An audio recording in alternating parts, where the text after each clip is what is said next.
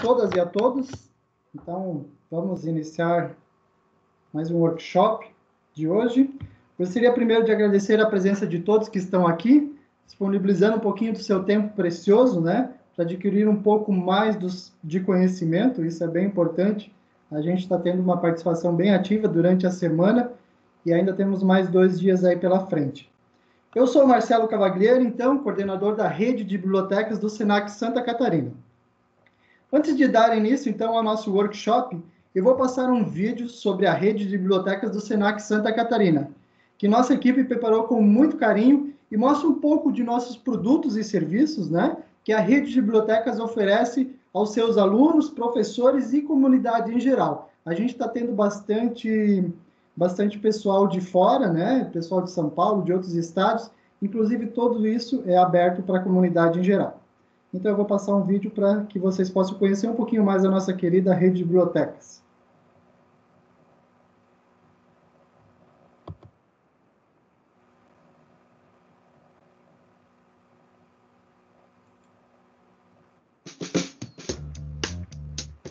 Vamos conhecer melhor as bibliotecas do Senac Santa Catarina? A rede possui 28 bibliotecas em todas as regiões do estado e um acervo com mais de 200 mil livros.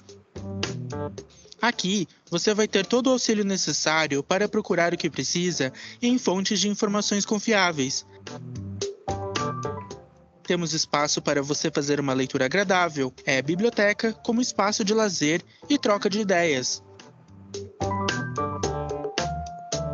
Com um empréstimo entre bibliotecas, você tem acesso ao acervo de todas as bibliotecas do Senac em Santa Catarina.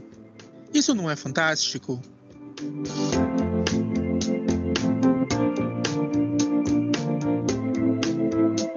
A Biblioteca Humana mostra que em nosso acervo, muitas histórias conquistam o público pelo relato ao vivo do próprio personagem. Ofertamos diversas capacitações para auxiliar na sua aprendizagem. Momentos de prosa com autores parceiros. A Biblioteca das Coisas, trazendo o conceito de biblioteca colaborativa, oferece acesso a outros serviços como empréstimo de carregadores de celular, pendrives, fones de ouvido, notebooks e guarda-chuvas, e jogos de tabuleiro, e quebra-cabeças desafiadores montados coletivamente. As aromatecas auxiliam os alunos em suas práticas profissionais, facilitando o ensino e aprendizado. Biblioteca virtual com mais de 9.000 e-books. Bibliotecas com espaços inovadores. Vocês têm acesso a tudo isso. Aproveitem!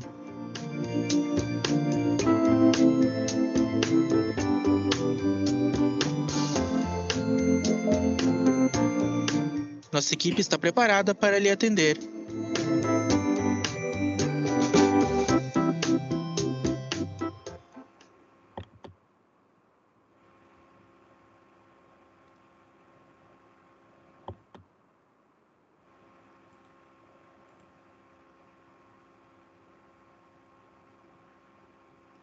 Então, pessoal, depois desse vídeo inspirador, eu vou passar alguns avisos para vocês, né, para a gente poder organizar o nosso workshop de hoje. As perguntas, então, podem ser feitas durante a apresentação, colocando no chat, né, ou levantando a mãozinha, né, fazer direta para o nosso palestrante Jorge, né. Iremos também enviar um formulário durante o workshop. É preciso que vocês preencham esse formulário para que vocês possam receber os certificados. Lembrando que quem quiser realmente receber o certificado tinha que ter feito inscrição lá pelo nosso site, né? E agora preencher a lista de presença para que a gente possa realmente enviar o certificado para aquelas pessoas que participaram, né? Peço que deixem realmente seus microfones desligados durante a apresentação, só se precisar fazer alguma pergunta, façam uso deles, né? Eu também gostaria de divulgar, a gente está fazendo durante a semana o desafio do TikTok, né? Então, será o desafio do TikTok Semana do Livro da Biblioteca Senac Santa Catarina. Então, você pode criar um vídeo mostrando como foi a sua experiência nessa semana, ou contando um pouco sobre seus livros favoritos, né? O mais criativo e o que melhor representar o tema ganhará uma mochila exclusiva do Senac, bem bacana, né? Quem já conhece sabe que é legal. E esses vídeos são exclusivos para serem postados na rede social do TikTok, né? Até o dia 30/10 com a @S do livro e da biblioteca. Então, convido a todos para vocês participarem ali e fazerem seus vídeos engraçados e divertidos, e para nós seria bem gratificante depois poder entregar uma premiação bacana para vocês. Sobre o tema de workshop de hoje, né? Então, a gente está abordando aqui o poder da manipulação da informação. Destaque-se, então, nesse cenário, que até pouco tempo, os esforços em torno da democratização e do acesso à informação era a grande pauta das universidades, empresas e sociedade em geral, né? Hoje, em que a tecnologia assume uma atuação quase que independente, os esforços vão ao encontro do acesso à informação fidedigna e de qualidade, uma vez que tornou-se muito fácil hoje a gente estar manipulando a informação, né? Se tornou algo relativamente muito simples, né? Com essa palestra, então, teremos um panorama em torno desse contexto e os esforços para combatê-lo. E aí também acho que o Jorge vai trazer um pouco da questão da relevância das bibliotecas, o que elas podem fazer para auxiliar nesse aspecto, né? Como palestrante, então, dentro da rede de bibliotecas, ele dispensa apresentações, nosso parceiro Jorge do Prado. Ele é coordenador de pesquisa do Senac Santa Catarina, doutor em Ciência da Informação pela Universidade Federal de Santa Catarina.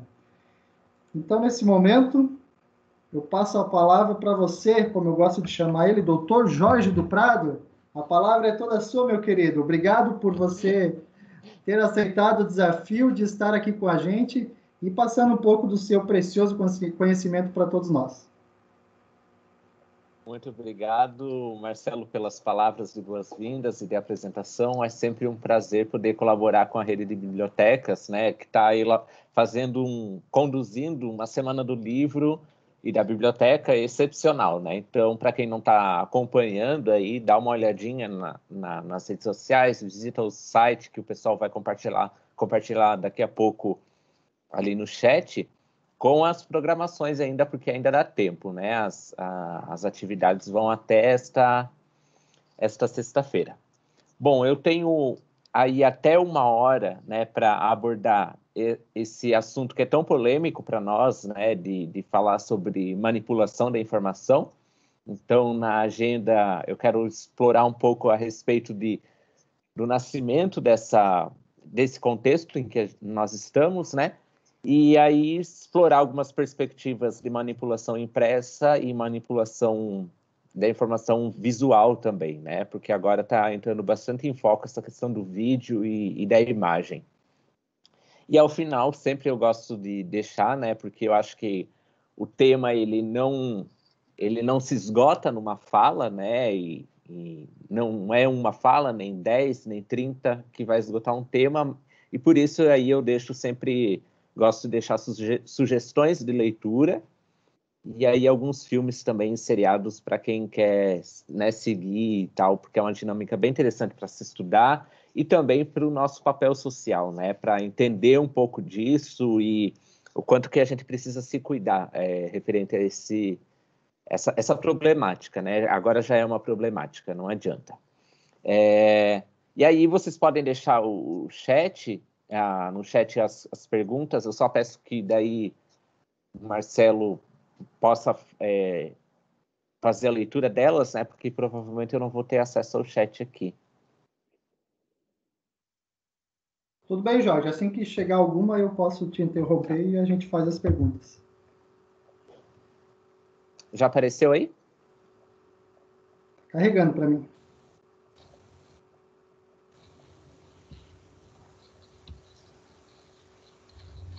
Quando subir... Opa! Eu te aviso.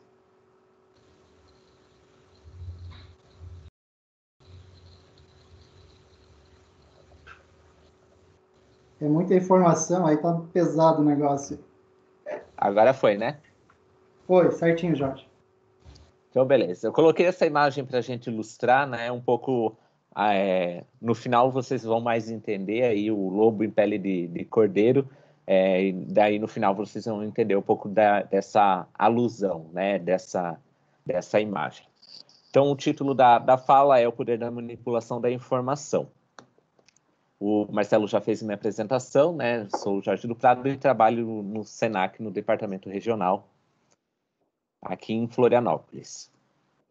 Bom, antes da gente entrar na temática, na proposta dessa fala, a gente tem que ter em consideração um pouco da elucidação desses dois itens aqui, porque senão a gente sempre vai colocá-los num mesmo saco, né?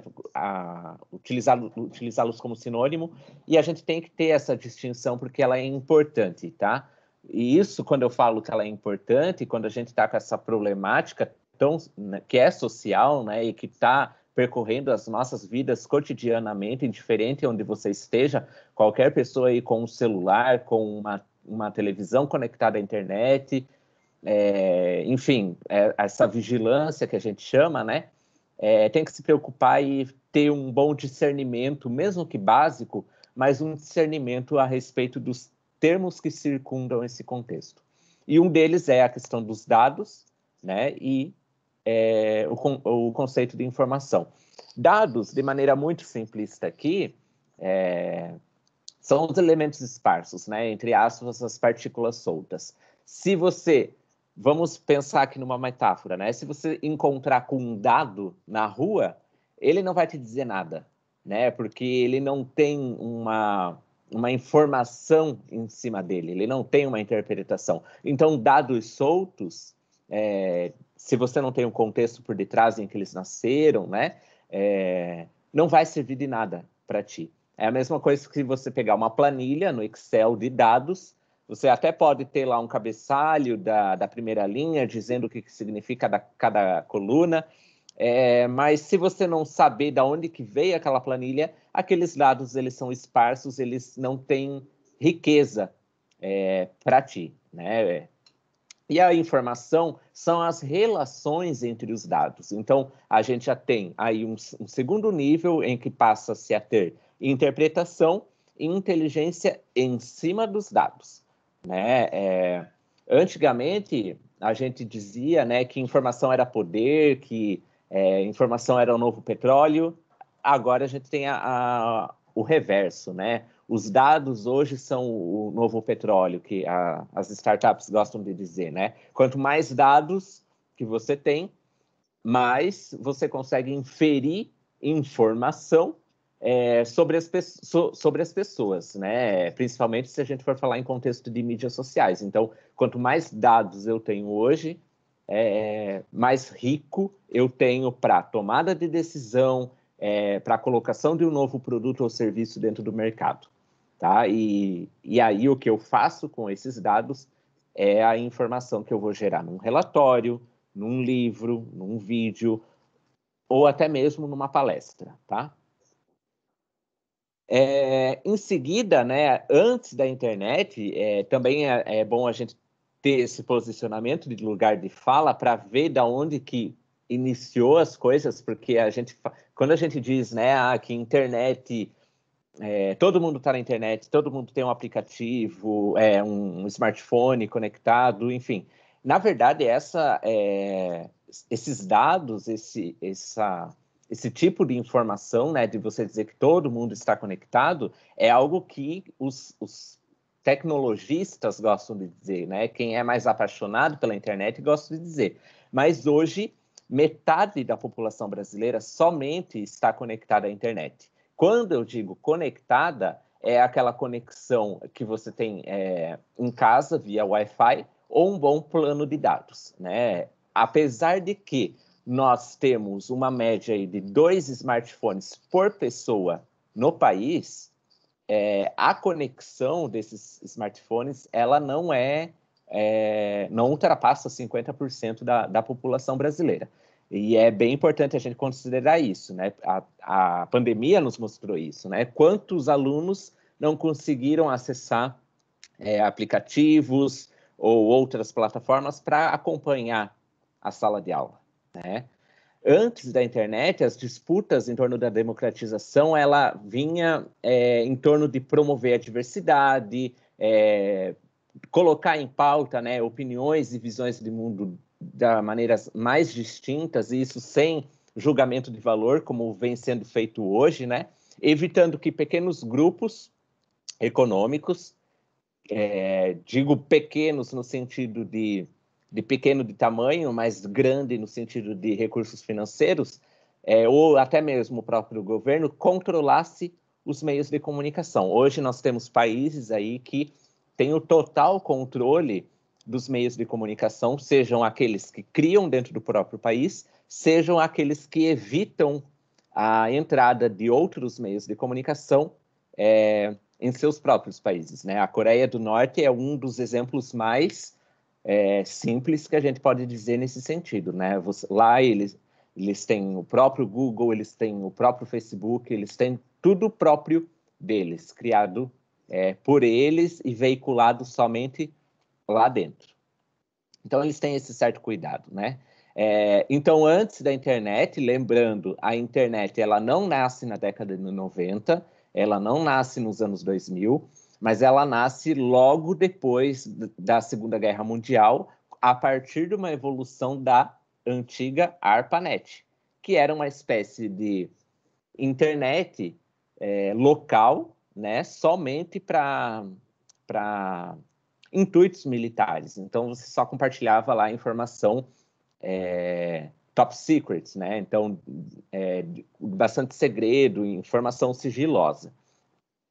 Então, a internet ela vem dessa evolução lá da década de 40, né? Final ali da década de 40, logo após a Segunda Guerra Mundial. E depois vai se propagar a partir daí só de 1990, com a evolução da própria web, né? Permitindo aí maior engajamento, maior disseminação de informação e maior produção também de informação, né? Hoje eu aqui sou somente o Jorge, mas na internet eu posso ter diversas identidades, né? Eu posso ser youtuber, eu posso ser instagramer, por exemplo, ou eu posso ser um blogueiro, então eu posso até mudar a minha personalidade, ter um avatar, por exemplo, dentro de um jogo de realidade aumentada, enfim, as possibilidades são diversas, tá? Só que isso, lembrando, só veio a partir da década de 90, com a expansão da Web 2.0.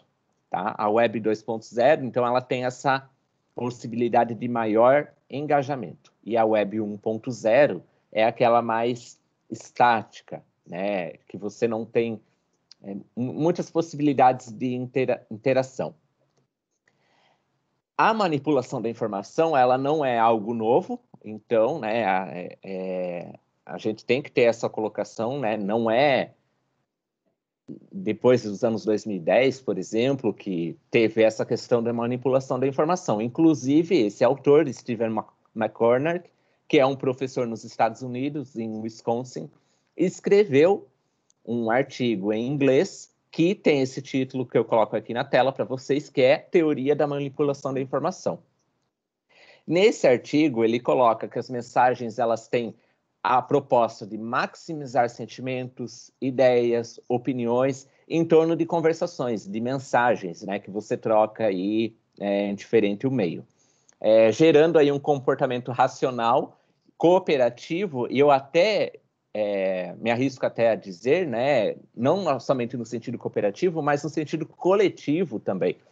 E os propósitos são os mais distintos. Então, você tem a manipulação da informação por viés ideológico, religioso, social, econômico, político, tendências, né, manipulação para moda, inclusive.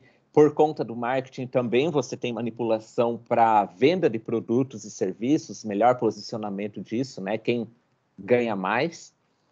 Então, a manipulação da informação hoje ela está em diferentes vieses. Algumas práticas hoje que podem, aí eu fiz questão de deixar em itálico, né, porque podem, elas não nasceram com esse objetivo, visar a manipulação da informação. Comportamento de compra, é engraçado, né? Mas essa associação a gente às vezes acaba esquecendo, mas o comportamento de mais se você vai em lojas maiores, né, que você tem lá o cadastro, ou então quantas vezes vocês foram numa loja que alguém pediu o CPF de vocês para fazer um cadastro, tudo isso é monitorado, né? Um dos exemplos mais tradicionais, mais famosos, é o exemplo da Target, né, que é uma rede de supermercados dos Estados Unidos, principalmente, que ela conseguiu verificar a partir do comportamento de uma jovem e o que ela vinha buscando na internet, né, ou até dentro do próprio site da Target, mas principalmente aquilo que ela verificava na loja física, que ela estava grávida. E aí, ela, a partir dos e-mails de promoção, né, que você tem o cadastro e recebe, o pai dela é quem recebia os e-mails, né, dessa questão de compras e de produtos novos, de novidades no mercado. E aí o pai dela começou a perceber que a filha dele estava recebendo muita coisa de fralda, carrinho de bebê e tal. E aí que eles começaram a perceber, né, o pai soube pelo mercado, por um e-mail, antes da filha dizer para ele que ela estava grávida. Então, esse é a questão do comportamento de compra, né? Por isso que hoje se recomenda tanto utilizar janelas anônimas para fazer né? Agora, para quem está atento aí com Black Friday, todo navegador de vocês já está monitorando aquilo que vocês estão querendo comprar na Black Friday mês que vem, caso alguém venha comprar, né? Mas ele já vem fazendo esse monitoramento e os preços eles são manipuláveis, inclusive por conta desse comportamento de compra, e aqui no caso, né, um comportamento de busca para a compra, meses antes da própria Black Friday acontecer. Reconhecimento facial, isso está cada vez mais em voga, e isso não é o reconhecimento facial, ele não vem somente de câmeras instaladas em rua ou câmeras de segurança, mas depois eu vou dizer alguns exemplos para vocês que provavelmente alguém aqui no chat já deve ter feito isso sem nem perceber. A questão da inteligência artificial, né, ela está cada vez mais também crescente e ela já vem sendo apontada aí como uma das grandes preocupações para a humanidade, inclusive maior preocupação ainda do que a questão ambiental. O Big Data, que é a questão de grande volume de dados, né? Quanto mais você consegue se produz e os rastros que você vem deixando, né, na internet, isso se transforma em grande volume de dados. Esses dados não são só os dados que você deixa no catálogo ou num cadastro, enfim, qualquer clique que você venha a dar na internet, no navegador, ele vai rastreando. E isso entra, né, nesse contexto aí de Big Data. A questão de geolocalização, nossos smartphones, eles têm, né, sempre um GPS integrado, então você consegue, por exemplo, recuperar todo o trajeto que você fez pela cidade, caminhando, por onde você passou, onde você entrou, sem sequer abrir o telefone, você nem precisa abrir o telefone para isso. Então, ele faz todo esse monitoramento, né? Se você entra no Google Maps, ele mostra para ti por onde você andou na cidade. Então, se o teu GPS está ativado, ele vai mostrar isso, tá? E a internet das coisas, né? Principalmente por conta das casas inteligentes, né? Então, por exemplo, uma Alexa, uma Siri, ou cidades inteligentes, né? Então, semáforos que funcionam de maneira inteligente conforme o trânsito do horário de pico, então ele muda, é mais dinâmico nesse sentido, né? E isso está presente, ficando presente cada vez mais, né? Até relógio, roupas, né, que tem a capacidade de resfriar o corpo ou então transmitir mais calor para a pessoa emagrecer, enfim, tem vários intuitos aí, né? O esporte vem se apropriando muito disso da internet vestível, que a gente chama, né? A computação vestível, para melhorar justamente a performance dos atletas. Dentro do escopo da manipulação da informação, nós temos a manipulação no formato impresso e no formato visual, né, o imagético, por assim dizer. A manipulação da informação impressa ela já vem desde os tempos de censura, né, muito antes da própria internet existir, muito antes, inclusive, do próprio surgimento do livro, né? Isso é algo bem de períodos de Idade Média, na época dos copistas. Então, já lá naquele período já tinha essa manipulação da informação, né? A gente tem relatos históricos aí de várias versões da Bíblia, por exemplo, né, que mudavam conforme o contexto da época, porque certos versículos ou certos trechos não poderiam ser difundidos naquela época. Então, tem-se formatos, né, diferentes versões da Bíblia. Então, esse é um exemplo bem simples que eu poderia trazer aqui. A manipulação da informação pelo viés ideológico, essa questão de ideologia vai no sentido desde ou partidário ou de cultural, por assim dizer, também, né?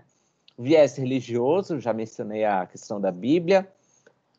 Aqui, a traduções e adequações, a gente tem, às vezes, né, a tradução ela pode ser uma manipulação da informação, mas às vezes nem com esse intuito de manipular a informação de maneira para prejudicar, né? Às vezes até uma própria tradução mal equivocada de uma obra literária, que é o caso, pode vir a causar essa manipulação de informação. E as adequações, né? A gente tem obras aí que, principalmente livros best-sellers, né? Que em certos países, por exemplo, que são mais drásticos quanto a algumas coisas, eles retiram alguns capítulos, reformulam capas, enfim. Isso também é manipular a informação, tá? E aí os dois últimos itens que a gente está cada vez mais no nosso cotidiano, né? Um termo aí que cada vez mais vem sendo falado, que são o das fake news e o da desinformação, né? Cada vez mais compartilhando esse tipo de informação completamente manipulada para os mais diferentes interesses. Jorge. Desculpa, pode falar. Me permita interromper. A gente tem uma pergunta do José Roberto, né? E ele pergunta como é que fica tudo isso com a Lei Geral de Proteção de Dados? Tá. A Lei Geral de Proteção de Dados, ela é uma das iniciativas dentro do país que, depois que ela for aplicada, né, eu acho que ela vai entrar como um benchmarking para os demais países, assim como foi o Marco Civil da Internet, né, em 2018, que hoje é elogiado por vários países. As empresas vão ter que se readequar quanto à LGPD, né, já estão se readequando, né, a gente já teve aí a primeira multa para uma empresa que descumpriu, né, compartilhou dados com terceiros, mas ainda tem que ter mais esforços nesse sentido, sabe? Porque a manipulação da informação em grande volume, né, mais massiva, ela acontece nas mídias sociais, e aí as mídias sociais, principalmente se a gente for falar aí do conglomerado Facebook, né, WhatsApp, Instagram e por aí vai, elas têm uma certa, como é que eu poderia dizer, um poder tão grande que às vezes a própria legislação do país não dá conta de pressionar, né? Então, vocês já viram aí casos, né, de Polícia Federal, Polícia Internacional solicitando dados de Google, dados de Facebook, de Twitter, para ajudar em investigações de grandes casos de renome internacional. E eles simplesmente disseram que não vão se readequar e tal. Então, a LGPD ela vai ajudar no sentido de cadastro e de gestão de dados das pessoas dentro das suas próprias plataformas, mas elas não vão minimizar a manipulação da informação, tá? Porque essa manipulação da informação ela acontece em ambientes mais web social, que daí são blogs, são internet e tal, que a LGPD não vai alcançar, tá bom? Só tô seguindo aqui, tá? Qualquer coisa, levanta a mãozinha aqui. Bom, e aí depois da impressa, nós temos a manipulação da informação visual, que aí vem sendo a grande preocupação, né? Desde as eleições de 2018, 2014, na verdade, né? Principalmente fora do país, vem se questionando e se preocupando mais quanto a essa questão da manipulação da informação visual. Vejam esse exemplo.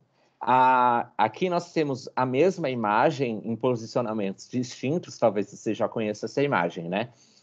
A imagem do centro, que é a colorida, é a foto real.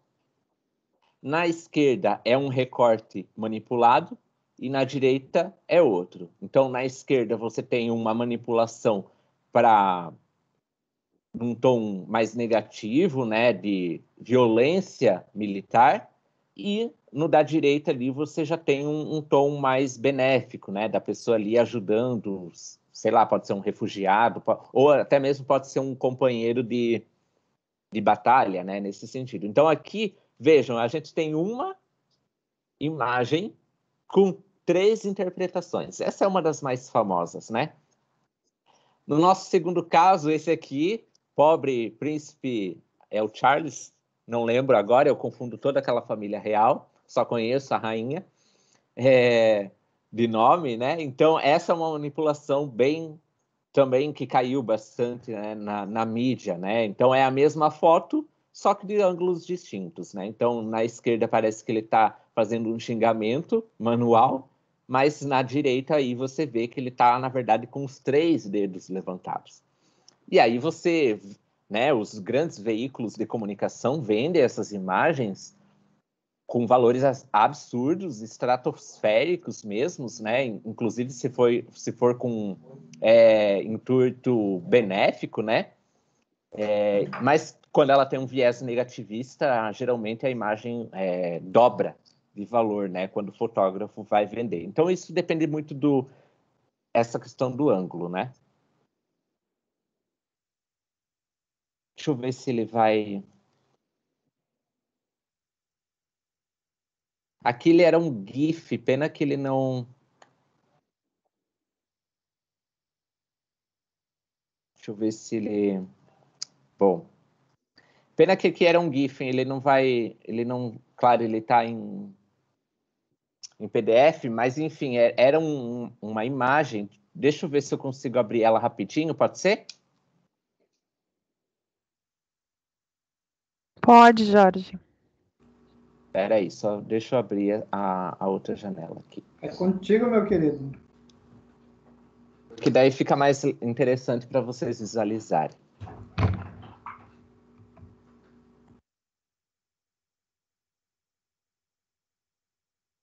Quando a gente entra nesse viés de eleição, né, essa questão da manipulação da informação visual, ela vem muito em voga, né? Tanto que agora tem uma grande preocupação em torno aí dos presidentes, principalmente norte-americano, e vai vir quando a gente tiver eleição presidencial também, mas agora da eleição de prefeito, né, até nem tem tanto assim.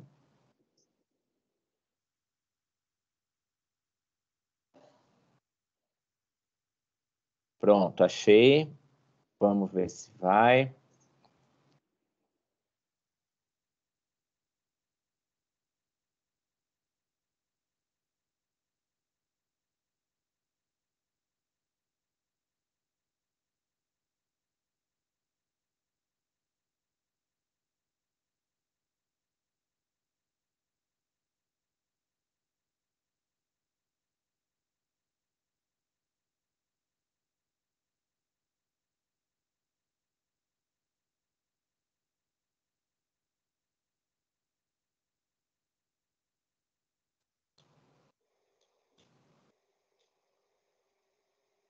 Então, vê. Não, agora. Peraí.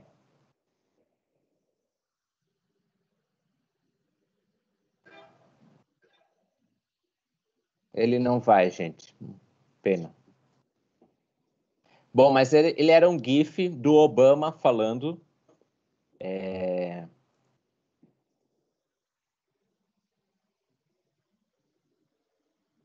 É um GIF do Obama falando, né? Na verdade, não tem áudio, não tem nada, mas era só para vocês visualizarem como que a boca ela mexe no mesmo formato, mas a mensagem era diferente. Então, aí a gente tem uma manipulação de informação visual, mas não a visual estática, e sim a de vídeo, né?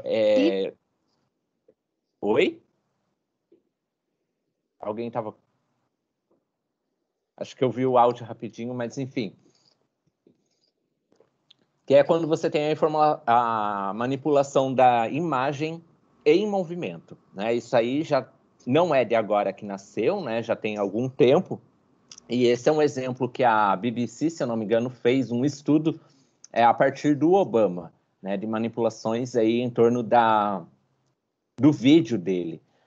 Teve casos mais sérios em que foi pego imagens de celebridades, atrizes e tal, e colocou-se a face delas em vídeos pornôs, que também é outra problemática. E esses vídeos, eles são tão reais que somente especialistas conseguem fazer a distinção daquilo que é real e daquilo que é falso, né? Então, já tem técnicas, inclusive, para isso, para fazer essa distinção.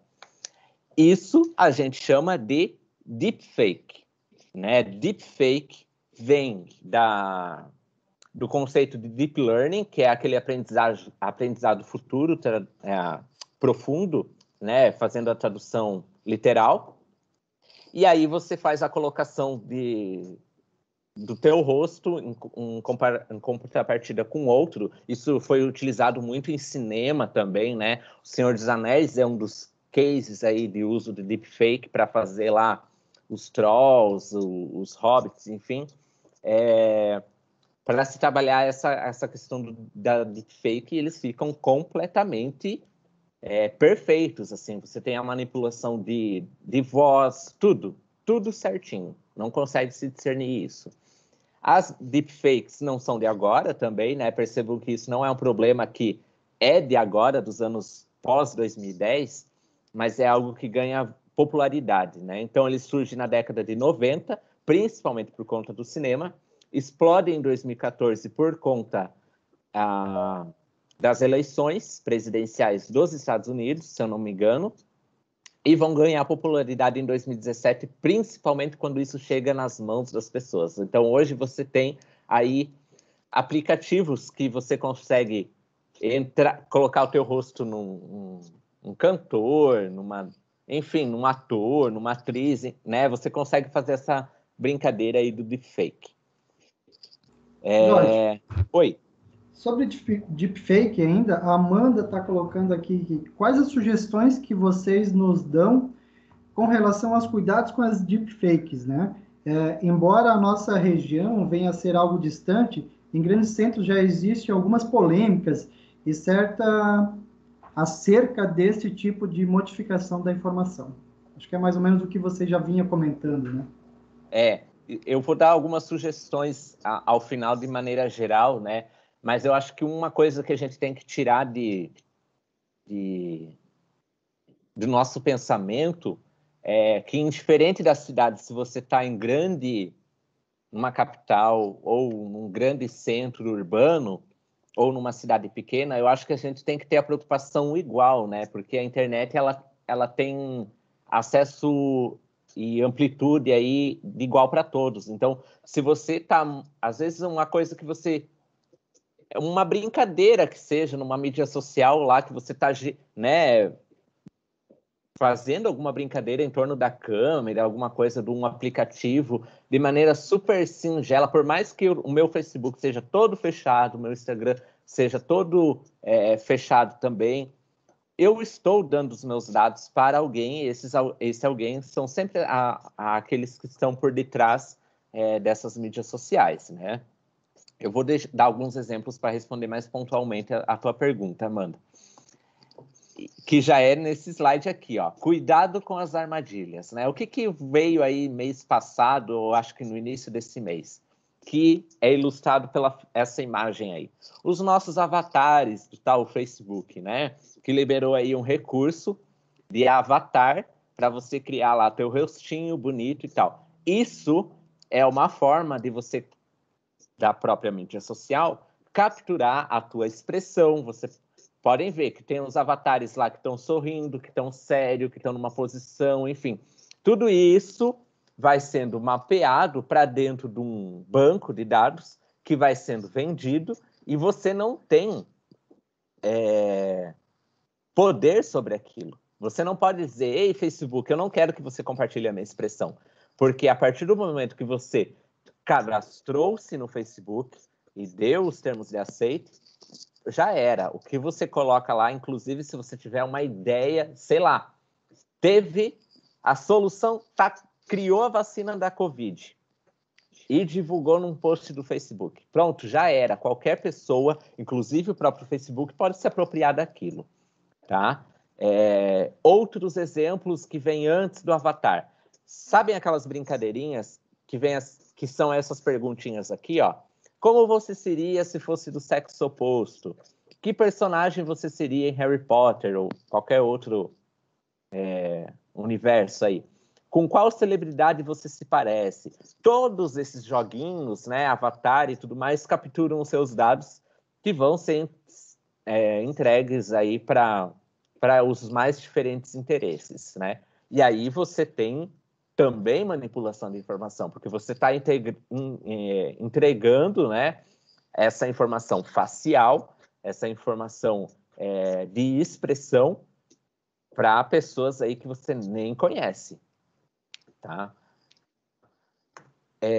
Essa questão do reconhecimento desses dados que eles vêm, que chegam, né, para as empresas, é engraçado que tudo isso é validado por pessoas, tá? Ele não é validado de maneira automática, tem pessoas por detrás, inclusive é um dos mercados negros, assim, por assim dizer, né? Um mercado muito perigoso nesse sentido de mal remunerado, enfim, eles, né, Facebook, por exemplo, adota principalmente países em desenvolvimento da Ásia, enfim, para colaborar com essa manipulação e esse aceite aí das informações que eles recebem, tá? Isso não é de maneira automatizada. Até vou dizer o livro que diz isso aí. Nossos desafios. Daí eu já estou chegando para o final. Jorge, oi. Antes de iniciar esse, né, a Patrícia, nossa bibliotecária ali de Araguá, ela comenta sobre o documentário, enfim, um filme sobre o dilema das redes sociais, né, bem bacana, né, que é um filme que ilustra bem isso, né, e a Salete também pergunta, né, como você ficará daqui a 20 anos com tudo isso, né, enfim, apenas comentários. Ótimo. Eu vou deixar umas sugestões também de livros, filmes e seriados ao finalzinho, tá? Sempre quando eu sou convidado a falar e tal, eu gosto também de deixar perguntas que daí aqui vão ser abertas, porque a gente não tem a resposta para isso, né? Mas são desafios, problemas, perguntas para a gente considerar no nosso cotidiano, né? Nós como indivíduos. Seremos capazes de dominar as máquinas? Principalmente quando a gente fala em inteligência artificial, né?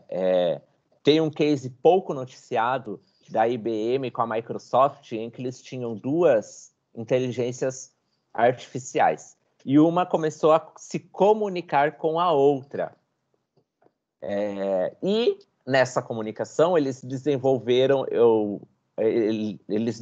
uma comunicação própria que os humanos não entendiam. E aí eles começaram a achar aquilo estranho, isso é real, não é ficção.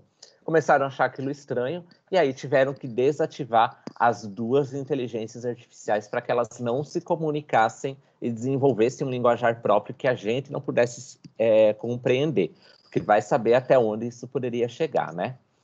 Como as mídias sociais poderiam minimizar este contexto? Grande parte dessa problemática vem por conta das mídias sociais e hoje há uma grande pressão em torno delas para minimizar isso aí, né? Como é que as mídias sociais podem evitar a entrada de novos aplicativos? Como é que esses aplicativos que capturam os dados, como é que as mídias sociais poderiam evitar de criar ferramentas como, por exemplo, a dos avatares, né? Então, esse papel social e para minimizar isso, de fato, né?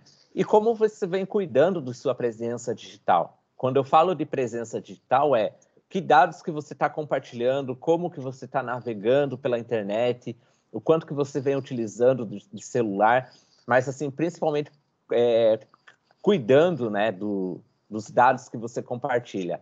Hoje eu estava numa assembleia de uma entidade de classe, da minha classe, da Ciência da Informação, e era uma assembleia para quem, né, nunca participou e tal, geralmente é uma reunião grande, que dura mais de 3 horas, para deliberar uma série de coisas, e ela foi via Google Meet. E aí as pessoas entravam, tal, se apresentavam, deu em torno aí de 30 minutos, mais ou menos, ela foi invadida, a reunião foi invadida. É engraçado porque a gente sempre lê sobre isso, né? Vê os casos na mídia ou vê, enfim. Mas você viver isso é muito estranho. Isso foi hoje à tarde. E aí invadiram a reunião com mensagens de baixo calão, cenas de sexo, enfim. Cortou todo o nosso áudio. Eles entraram no chat, disponibilizaram vários links. Então, se você não cuidasse, né, se alguém clicasse naquele link, na hora já faria aí uma entrada na tua própria máquina e aí capturava todos os seus dados. Então, a gente tem que tomar muito cuidado quanto a isso, né? Os links que a gente recebe para não clicar e, enfim, qualquer link aí ele pode capturar todas as suas fotos, acessar tua câmera, acessar teu áudio e por aí vai. Dentre esses desafios e problemas, né, um dos itens aí que vem mais sendo mencionado como uma possível solução é a leitura, gente. Né? Isso eu não digo como bibliotecário e também não digo porque estou num evento de biblioteca e leitura de livros, né? Mas é porque os especialistas dizem isso, né? A ciência vem dizendo isso. Então, quanto mais você tem noção daquilo que você compartilha, onde você está entrando, os termos de aceite, né, que você está lá aceitando quando você entra na mídia social, tudo isso é questão de leitura para um desenvolvimento crítico e um desenvolvimento de questionamento mesmo, né, para que depois você possa, inclusive, orientar outras pessoas que não têm esse tipo de informação, né? E, por fim, algumas sugestões de leitura que eu gosto de deixar sempre, né? Então, aqui tenho 4 livros, o Vigilância Líquida, que é do Bauman, né? Questão de acesso a câmeras, áudios, enfim. O Alain de Botton, que é esse do Notícias, que ele fala sobre como as notícias são manipuladas e por que as notícias ruins têm muito mais audiência do que as notícias boas. Podem perceber, qualquer telejornal sempre vai trazer todas as notícias ruins e 1 ou 2 no final da transmissão. O Behind the Screen, que é um livro de uma pesquisadora dos Estados Unidos, que fala sobre a moderação de conteúdo nas mídias sociais, que é feito por pessoas, né? Toda aquela moderação, ou então quando o conteúdo ele é proibido, ou como uma imagem ela é muito forte, isso é feito por pessoas. A inteligência artificial não está conseguindo fazer isso. O Filtro Invisível, né? O que a internet está escondendo de você, do Eli Pariser, que é muito bom também. Essa coleção, se vocês forem ver, ó, essa coleção aqui dos 2 itens de cima é uma série aí da Ubu, a editora Ubu, e eles têm vários livros sobre essa temática, né, de tecnologia. Então, Big Tech, sobre dados e a morte da política, e o livro do Depois do Futuro, né, o que será de nós pós essas mídias sociais, pós essa inteligência artificial, o que a gente vai fazer para minimizar tudo isso. E o outro é o último ali de baixo é a nova Idade das Trevas, com a tecnologia sendo predominante em nosso contexto. Sugestões de filmes e séries. Então, o Dilema das Redes, né, já mencionado aí pela Patrícia. Black Mirror, que é um dos mais clássicos, né, um dos iniciais, aí, um dos primeiros. Esse Next é muito bom, da Fox, que é sobre a ascensão de uma inteligência artificial. Ele é fantástico, estreou na Fox semana passada.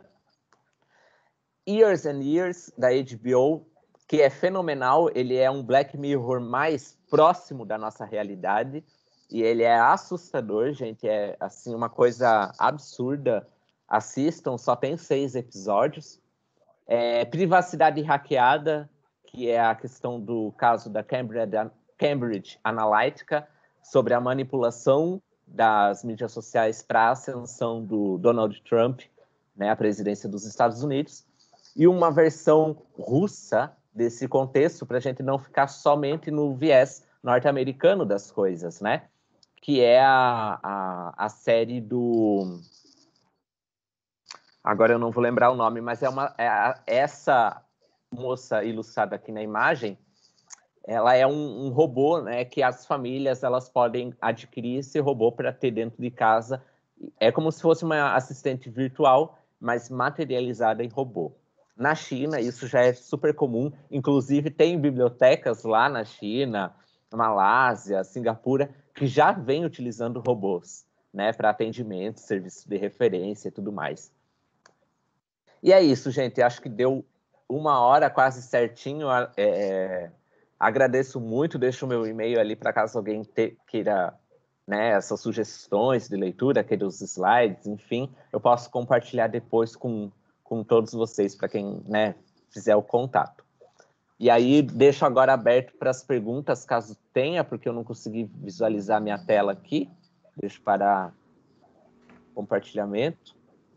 Jorge, a gente tem um comentário da Adria, não sei se você quiser dar uma olhada, e depois a gente tem uma pergunta do Cassiano Brandão. Espera aí, vamos ver. Um pouquinho mais assim.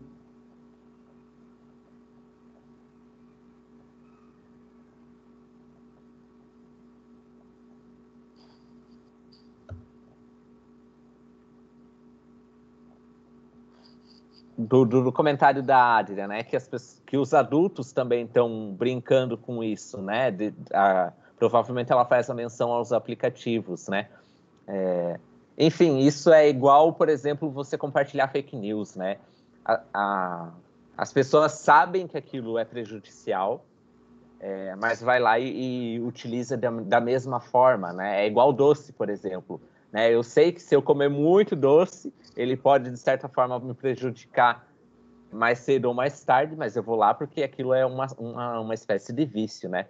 Inclusive, já existe a desinfecção tecnológica, né? Igual a gente tem spa para questão estética ou de emagrecimento, a gente já tem spas para desinfecção tecnológica, né? Inclusive, tem em Santa Catarina, tem em Rio Grande do Sul, tem em São Paulo, justamente para você ter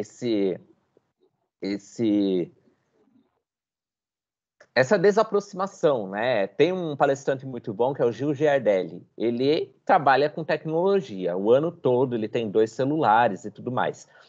Ele é viciadíssimo, mas ele tira todo dezembro de todo ano para ir para a Índia, e lá na Índia ele fica sem telefone por 1 mês. Ele começou a fazer isso em 2014, se eu não me engano. Ele dizia que ele chegava a passar mal, de suar, né, de ficar com as mãos frias, porque ele não... É como se fosse uma parte do corpo que ele não tinha ali com ele. Cada vez mais está crescendo, inclusive, como um nicho de mercado, tá?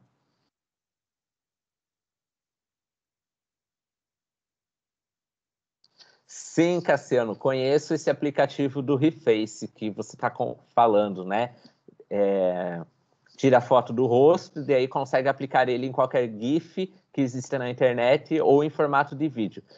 Na verdade, ele não é bem no estilo deepfake, ele é deepfake puro, né? Esse esse é um aplicativo, já vi círculos aí de amigos, inclusive, brincando com o Reface, né? Ah, você coloca lá sei lá, um clipe musical e daí você se passa pela série, pela artista, né? O José Roberto aqui falou do título, muito obrigado, que é da série russa, né? Better Than Us, que é bem bacana também para vocês assistirem. Tem na Netflix, tá? Era esses dois só, né, Marcelo? Isso, Jorge. Pessoal, então fica aberto aqui para perguntas. Quem tiver mais alguma sugestão, perguntas, comentários. Inclusive, pessoal, teve pouca gente que preencheu a lista de presença, bem importante para que vocês possam receber o certificado e participar depois do sorteio do nosso brinde. Então, caso alguém queira fazer mais algum comentário, alguma pergunta, enquanto isso, vão preenchendo ali. E também eu mandei um link de avaliação do nosso evento. Isso é bem importante para a gente. Peço a gentileza de vocês. São 3 perguntinhas básicas ali, só para a gente ter uma base do nosso molde do nosso evento e também poder dar um feedback para o nosso querido Jorge depois sobre o workshop. Camila está comentando, se você quiser ler, Jorge, quiser ver.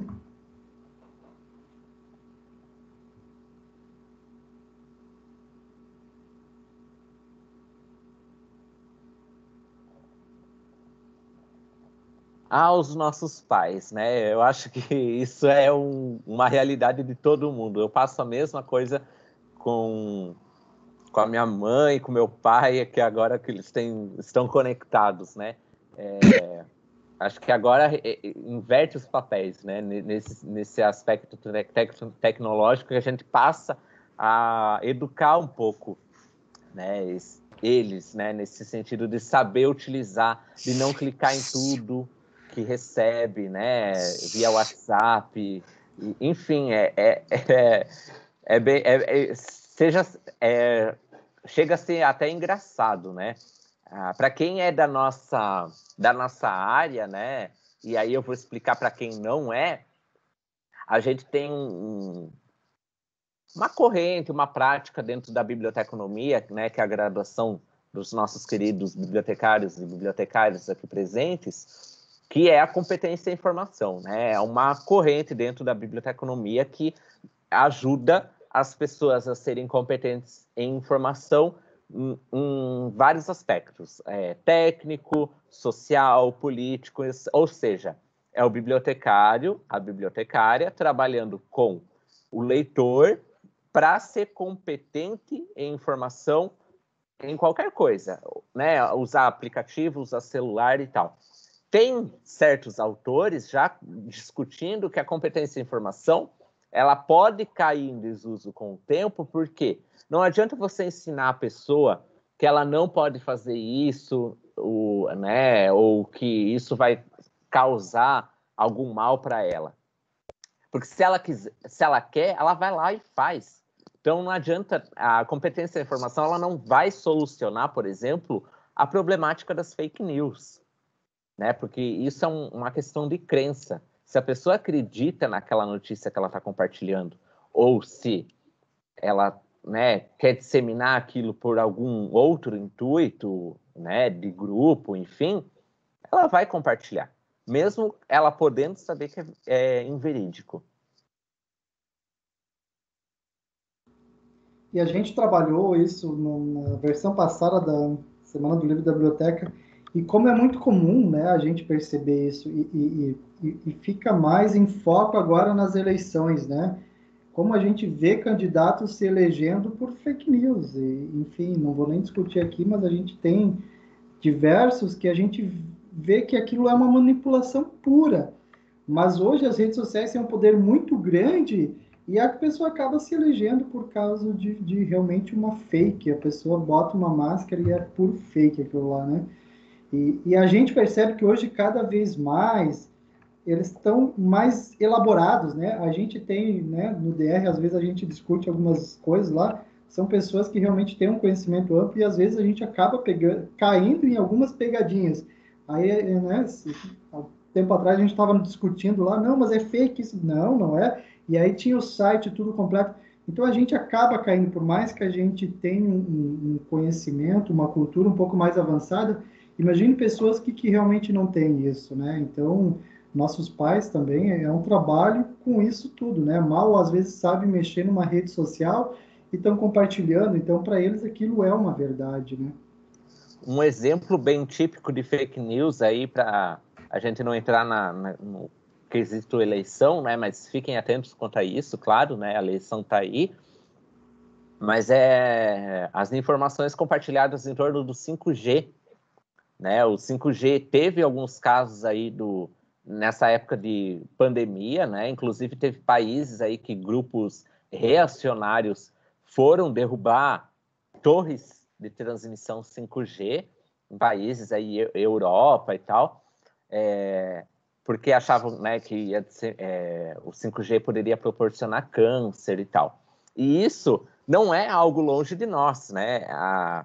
Ano passado teve uma empresa que, em parceria com a UFSC, né, a Federal aqui de Santa Catarina, ia instalar uma torre de 5G na UFSC, porque ali é uma região, né, cidade universitária e tal, ia chegar bastante gente e alcançar bastantes pessoas, né? E eles queriam colocar a torre lá, porque ia ser estratégico. Entrou um projeto para se discutir, a partir de alguns deputados estaduais, na Assembleia Legislativa, para impedir a instalação dessa rede, porque ia causar câncer nos universitários, por conta da implantação dessa rede de 5G, né?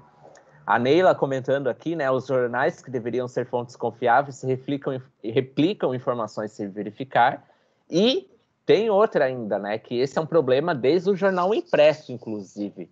Os jornais, eles não têm somente o intuito de informar, mas também informar a partir de alguns interesses, né, que aí vão desde organizações de governo e por aí vai. Por isso que é bom a gente sempre consultar fontes diversas, né? Esse livro que eu falei para vocês do Alain de Botton, que é um filósofo contemporâneo, né, bem acessível, ele tem canal no YouTube, podcast e tal. Ele criou aquela Escola da Vida, se eu não me engano, que daí ele tem livros assim para bem didáticos, né, bem coloridos, bonitos também.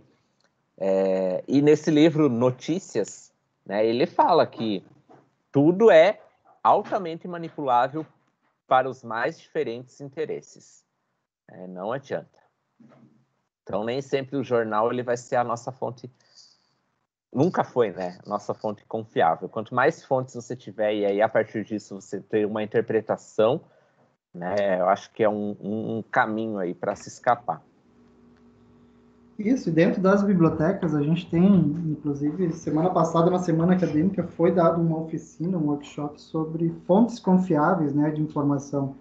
Então, acho que um caminho que a gente pode seguir é cada vez mais pesquisar mais fontes, né? Porque às vezes eu posso ser confiável, mas eu posso cair numa armadilha também, né? Então, se você pesquisar mais fontes para realmente ter certeza, acho que isso é fantástico. E as bibliotecas são realmente grandes fontes de informações confiáveis. Dentro do site do próprio Senac, dentro da biblioteca, a gente tem uma lista diversa de fontes confiáveis. Então, o importante é checar, né? Mais algum comentário, mais alguma pergunta, pessoal? Jamile colocando, né, que a gente vive num mundo cada vez mais, a manipulação de informação está cada vez mais forte, né? Mas as pessoas precisam sempre pensar, autor confiável, tem referências, né? Eu acho que é isso mesmo, né, Jamile? E nem sempre aquilo que é publicado em uma fonte que você possa achar confiável, por exemplo, um periódico científico, algo nesse sentido, também vai ser confiável, né?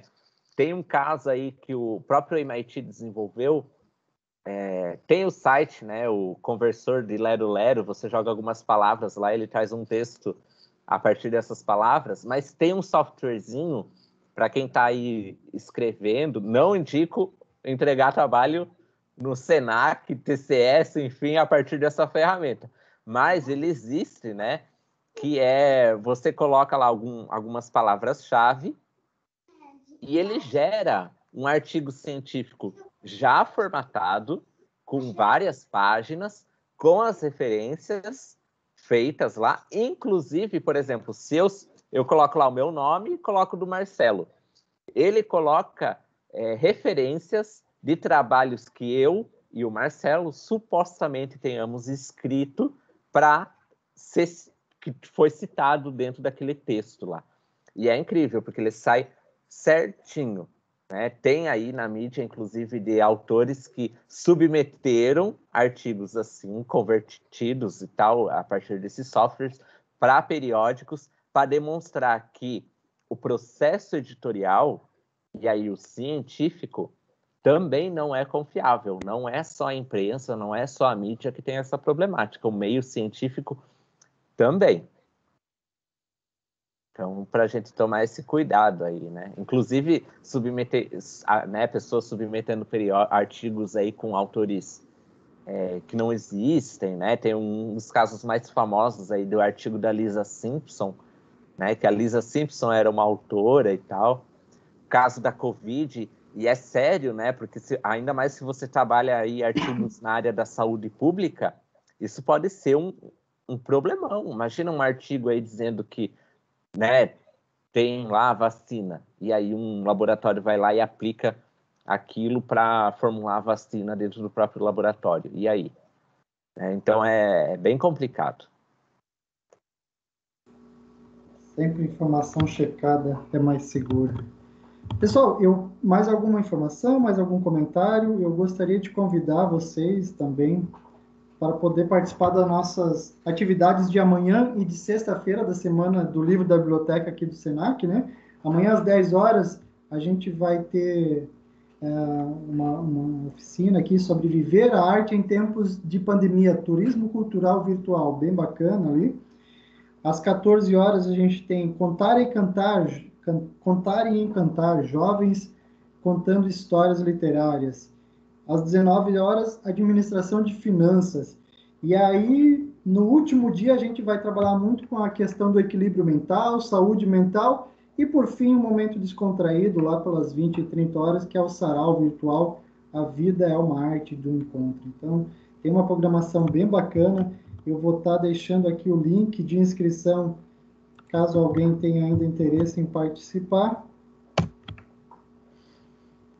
Mais algumas questões, gente? Podemos ir para nosso sorteio final. Jorge, quero então te agradecer antes de partir para o sorteio.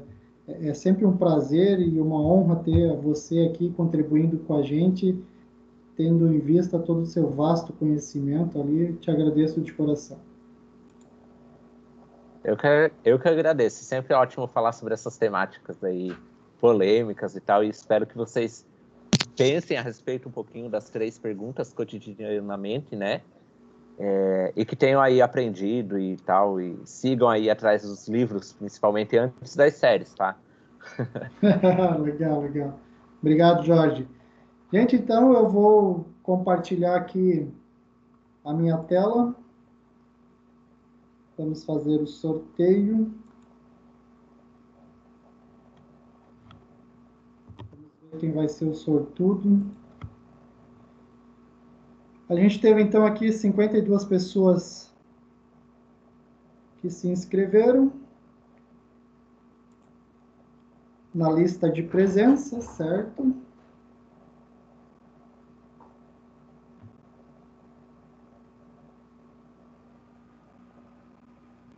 Vamos abrir a planilha aqui.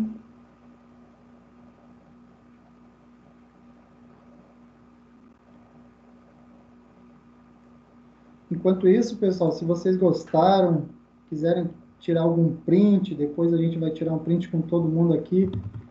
Curtam, comentam lá, postem, marcando as redes sociais do Senac. Então, aqui, sorteador online de 1 a 52. Vamos ver quem vai ser o sorteador, o sortudo.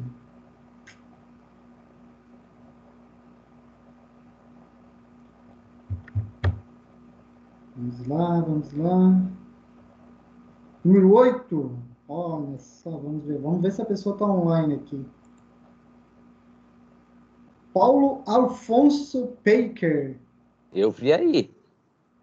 Vamos Eu ver. vi aí o nomezinho dele, acho que tá aí. Sou externo do Senac. Olha que legal. Show. Está por aí, Paulo? Vamos ver, me ajudem aí, gente. Vamos ver se o Paulo está aqui. Se tiver, inclusive, quiser abrir a câmera aqui. Fala de onde é, Paulo. Ó, tá aí, ó. Aê! Isso, da onde que você é, Paulo? Que bacana, pessoas externas. Me diga da onde que você é, se quiser abrir a câmera ou o microfone, Paulo. Laurentino, Santa Catarina. Santa Catarina. Ah, que show, que show, que show. Então tá, Paulo, eu vou entrar em contato contigo depois para a gente ver como é que a gente faz aqui o envio do brinde para você, se tem algum Senac próximo ali, senão a gente envia pelo correio para você, tá bom? Parabéns, parabéns pela sorte que você teve aí dentro de 52. Rio do Sul é próximo, aqui a Sol tá falando, show, legal. Marcelo, tem uma pergunta ali da Francisca, ela queria saber o nome do aplicativo. Não sei se vocês chegaram a ver ali. Não verifiquei. É o aplicativo do MIT? Ó, Do artigo, eu acho, foi naquela hora ali que ela estava falando. eu não lembro dele, mas o nome dele. Mas eu já tô dando uma olhada aí. Não sei, Marcelo, se tem outro sorteio aí?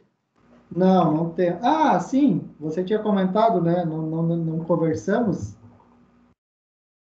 Ah, achei. O nome. Ó, mas eu vou colocar, mas não é para usar, hein? É esse aqui, ó. É só curiosidade, eu acho. É porque depois vocês vão dizer assim, ó, gente, não usem esse, né? Conto com vocês. Mas o nome é esse aqui, ó. Hein, gente? Eu falei, ele tá ensinando o hacker e tá pedindo para não hackear. Uhum. Esse aí, ó. E ele se escreve assim, tá? Com essas 3 letrinhas maiúsculo e depois o minúsculo. Saigem. Ô Jorge, teremos um outro sorteio de um livro do... Temos! Vamos sortear aí 2 exemplares do livro que eu organizei. Show! Mais 2, então? Sorteia aí, vamos ver. Vamos lá, então vamos lá. Deixa eu compartilhar minha tela. Tens ele em mãos aí, Jorge, para mostrar para a galera? Vai gerando aí que eu vou pegar ele. Peraí. Show, vou gerando aqui, então. Mais 2. Esse a gente pode ganhar, né, chefe? Pois agora, né? Pois agora. Olha, acho justo, Neila, eu acho justo. Então tá, já que não é um brinde específico do evento, esse está liberado para quem preencheu a lista de presença, né? Então vamos lá. Está liberado para... Mediação.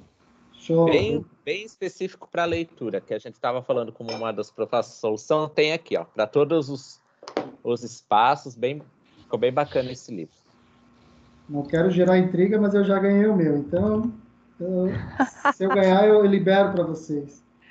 Jorge. Vamos lá, vamos para o sorteio, de 1 a 52, o primeiro livro, então, do Jorge. Número 44. 44. Aqui. Fernanda Lima. Ó, Portunhão. Hoje Portunhão tá ganhando muita coisa, meu Deus. Fernanda, tá na área? Deixa eu te ajudar aqui, vamos ver. Vamos ver. Senão a gente já faz outro. Não. Fernanda Lima? Fernanda Lima. Tá. Tá aí? Está presente? Então dá um oi aí no chat depois. Vamos para o próximo. Não está aparecendo para a gente. Tem a tela na frente dos participantes. Por que não está aparecendo? Para mim aqui aparece que ela está na lista. Ela tá ali, mas acho que ela tem que se pronunciar, né, gente? Vai que ela só tá com o negócio ligado aí. Vamos lá. Oi, vamos lá, Fernanda, representa. Opa, ó, falou. Uhul. Foi só falar. Eu estava em sala de aula, por isso eu não respondi. Pode interromper a aula, fala com o professor aí que tá tudo certo. A gente manda aí para vocês pegar com a Jamile o livro, tá ok, querida? Ok, muito obrigada. De nada. Vamos pro próximo. Juiz de Fora aqui. Legal.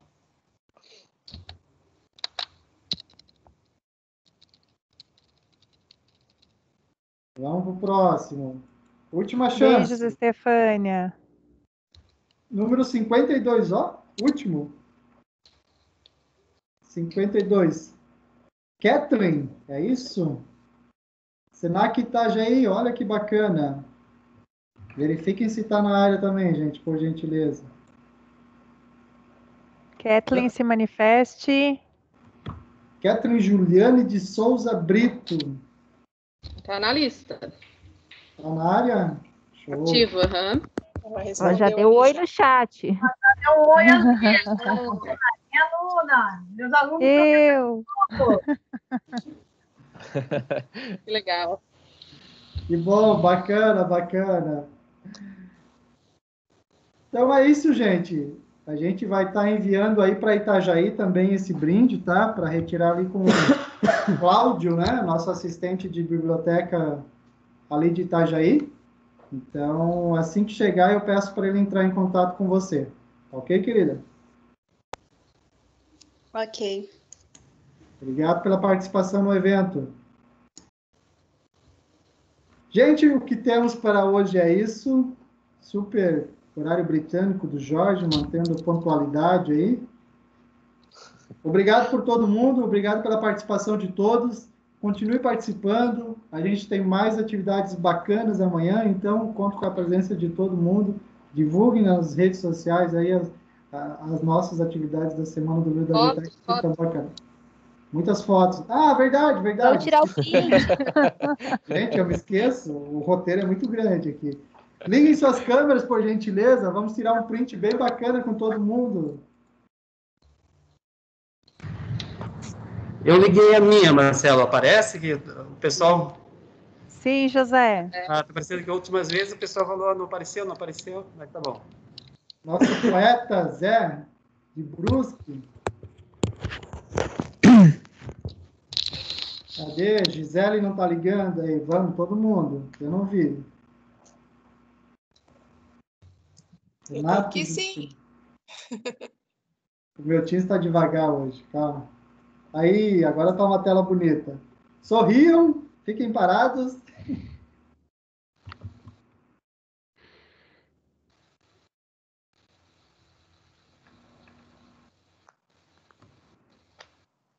Tarelo. Cadê? Foi. Ai, meu povo. Ó, viu? Vocês riram, pelo menos. Meu povo. Camila, mão levantada? Desculpa, era por causa da foto. Ah, tá, foi mal, Camila. Essas mãozinhas ali eu esqueço às vezes. Mas é isso, gente. Podemos encerrar, então. Obrigado, Jorge. Obrigado a todo mundo. Um abraço, fiquem com Deus e uma boa noite. Boa noite. Boa noite. Boa noite. Boa noite, todo mundo. Boa noite.